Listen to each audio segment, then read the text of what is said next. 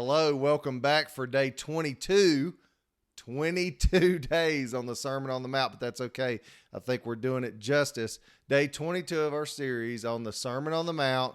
Yesterday we talked about the narrow way or the narrow gate, the difficult path that leads to life. So if you didn't watch that video, please go back and watch that video.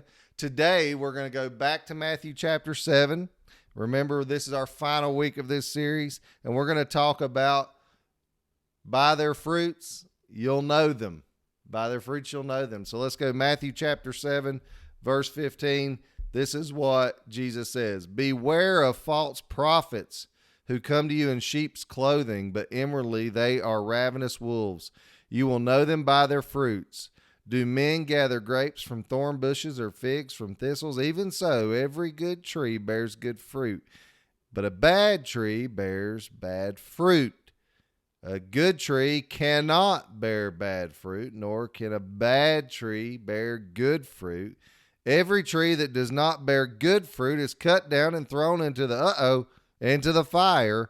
Therefore, by their fruits, you will know them.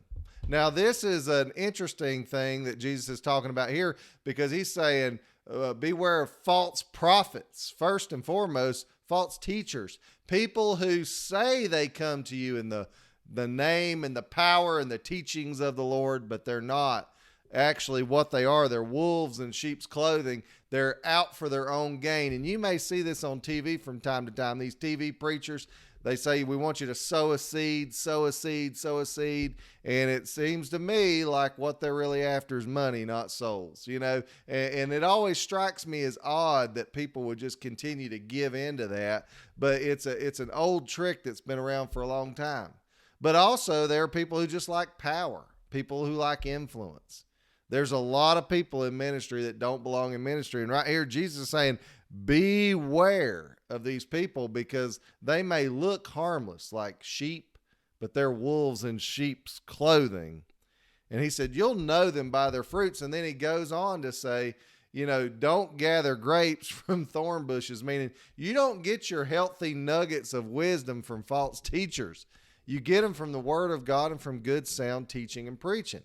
So he says, by their fruits, you'll know them. You'll know who they are. You'll just intuitively know by the power of the Holy Spirit when you're listening to a false teacher, a false prophet.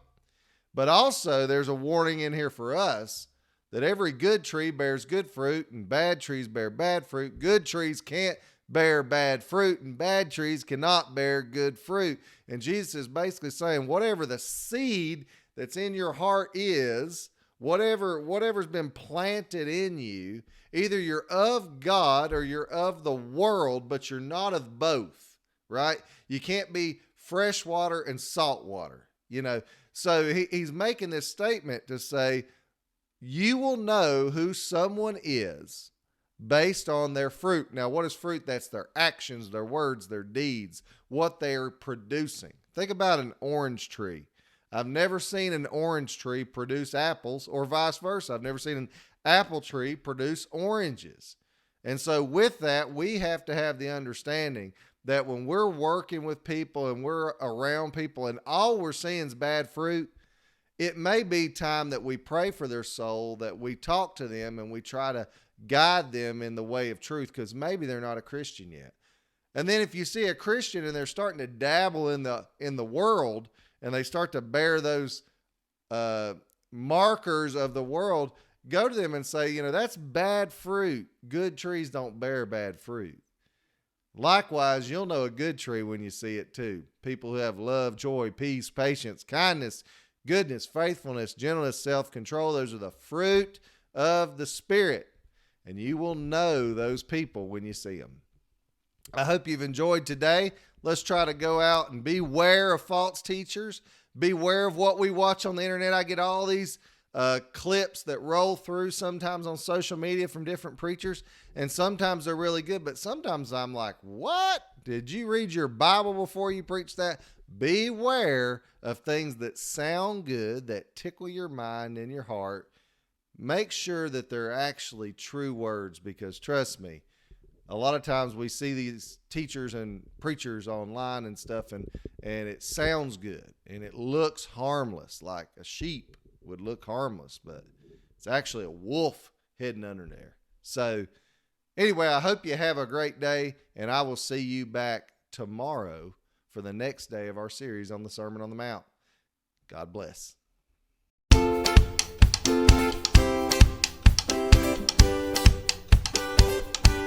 Subscribe for more.